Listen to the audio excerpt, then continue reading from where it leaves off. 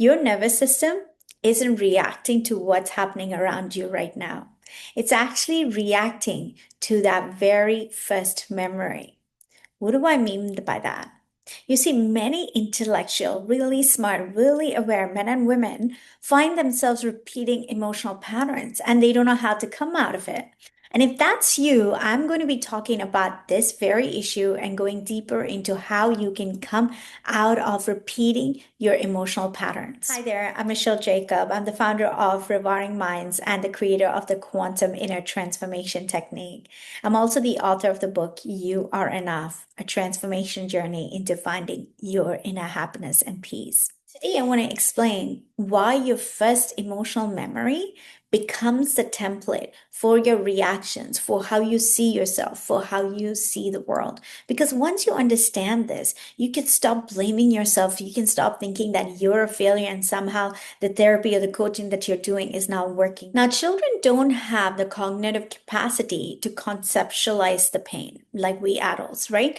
So as a child, especially because our frontal cortex is not developed, they can't really think and go, hey, you know what, mom and dad are tired. They're dismissing me because they're feeling overwhelmed. Their nervous system is fried, right? They're not thinking any of that. Children are egocentric. So what happens is you start to take on this belief around this experience that I must be too much. I'm not good enough. I need to perform to be loved. Whatever that experience is, you start to take it on, and that becomes your blueprint. And this first imprint, it actually becomes a reference point for future experiences, a reference point that you are not even aware of, but even as an adult, when you're getting triggered, it's because of this reference point. Every experience later on in life, your teenage years, young adult years, even now, every experience that triggers this reinforces the initial belief,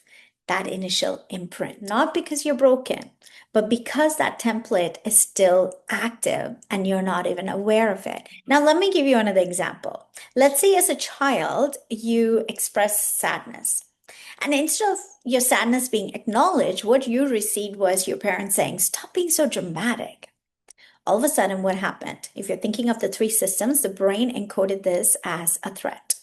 Your nervous system realized that, hey, expressing myself is not safe. So it's unsafe to express yourself.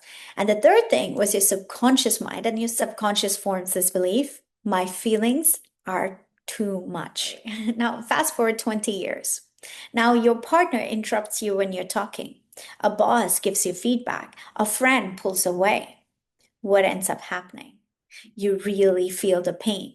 And the pain is not because of what is happening in the moment. It's because what happened in the past, because of a template that is no longer serving you, because of the programming in your subconscious that is no longer serving. You are reacting from that template, and shifting that is the key. So what is the pattern that you are repeating? Ask yourself that question. Maybe you're overgiving, you're overfunctioning, maybe you're shutting down, maybe you're a people pleaser. What is the pattern that you keep repeating? Now, identify that pattern and ask yourself, when was the first time I remember feeling this exact way? When was the first time? Now, remember, you're not thinking of your worst time. You're actually thinking of the very first time you experienced. Maybe you think of that little girl or the boy, your 6-year-old version, your 5-year-old version. Maybe it's your 12-year-old version. That little girl or boy believe they need to overgive. They need to perform. They need to please. See what's coming up for you. Now ask yourself, who did I decide I was because of that? In that moment, what decision about myself did I make? Write down that sentence. The reality is this sentence is very powerful, as this sentence is probably where you've attached your identity to, or at least one of your identities is around this sentence. What came up for you? Write in the comments. I would love to hear. So if this is what you're consciously aware of, imagine the patterns lying in your subconscious mind. Awareness alone is not enough, and we need to go deeper. And here at Rewiring Minds, we have a three-phase program. And in phase one, we use this technique called the quantum inner transformation technique that was developed here by me. And in the quantum inner transformation technique, what we do is access that original memory. We remove the emotional charge from it. We reintegrate this memory. We rewire it. We reintegrate it without the emotional charge and with the new program. And this shift alone allows your nervous system to feel safe in your body again. Now, when the template shifts, when that core programming shifts, your reactions start to shift as well.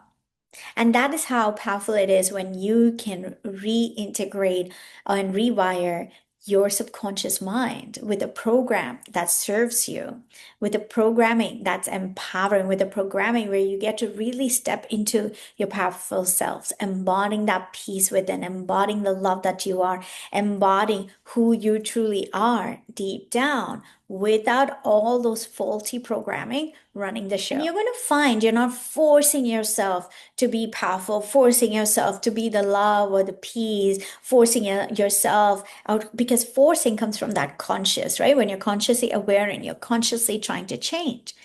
The moment you change that subconscious patterns, you find the change is an instant shift because now you're completely embodying this new person, and you are this peace, this love, this unstoppable being, creative. Now, if this video resonated with you, remember you're not broken. You're just living a pattern that was developed in your childhood. In the next few weeks, I'm going to share with you the rest of the process, the rest of the two phases that's going to allow you to shift immediately into your powerful self, into the self that knows you are peace, you are love, you're unstoppable, you're here with a purpose, you're valuable, that you don't have to react to triggers. You can start to now respond from a place of feeling powerful, from a place of feeling grounded. Until then, stay tuned and I'll see you in the next video. Bye for now.